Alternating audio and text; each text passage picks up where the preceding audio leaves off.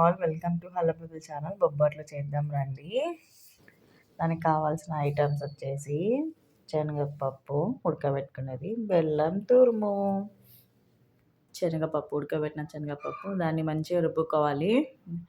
అలా వచ్చింది కదా, ఇప్పుడు కావాల్సినంత మనం బెల్లం అయితే యాడ్ చేసుకోవాలి. అలాగే షుగర్, ఇలాచీ పౌడర్ అవి కూడా కలిపేసుకొని మంచిగా స్టవ్ ఆన్ చేసుకొని మొత్తం మిక్స్ అయ్యేలాగా మంచిగా కలుపుకొని ఒక 10 to 15 మినిట్స్ అయితే అలాగనే కలుపుతూ దాన్ని దగ్గర పడేలాగా చేసుకోవాలి. ఇప్పుడు ఇలా వచ్చింది కదా, ఇలా రావాలి కన్సిస్టెన్సీ. ఇప్పుడు స్టవ్ ఆఫ్ చేసుకోవాలి. ఆఫ్ చేసుకొని చల్లగా చేసుకోవాలి. చల్లగా అయినాక మనకి ఉండలు చేయడానికి వీలుగా వస్తుంది.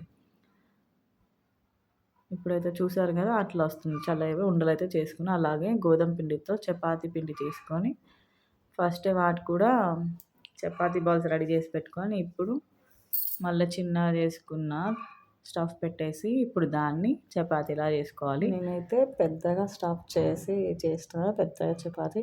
కొందరు మీడియం చిన్నగా ఉండేటట్టు చేసుకున్నారు చపాతీ. ఇంకెవరికి ఇష్టం అలా చేసుకుంటే అయిపోతుంది. నేనైతే గోధుమ పిండే, మైదా యూస్ చేయలేదు. కొంచెం అయితే హెల్త్ వైజ్ చూసుకోవాలి కదా మనం చేసుకున్నప్పుడు. సో అలా ఇప్పుడైతే స్టవ్ పెట్టేసి ప్యాన్ మీద ఇది చేసుకున్న బొబ్బట్టు అయితే వేసేసుకున్నా. నేను ఇప్పుడు దానికి ఆయిల్ అయితే పెట్టేస్తున్నా. ఆయిల్ ఆయిల్ కొందరు గీ కూడా యూజ్ చేస్తారు. గీ బదులు ఆయిల్ అయితే పెట్టుకున్నా. ఇంకెవరిష్టం వాళ్ళది. మళ్ళీ సెకండ్ తిప్పుకున్న తర్వాత మళ్ళీ ఆయిల్ పెట్టుకున్నా. ఇప్పుడైతే బొబ్బట్టు రెడీ. టేస్ట్ అయితే బాగా వచ్చిందండి. ఇక దీని మీద కూడా గీ వేసుకొని తింటారు. రెసిపీ నచ్చిందా? Hello people subscribe.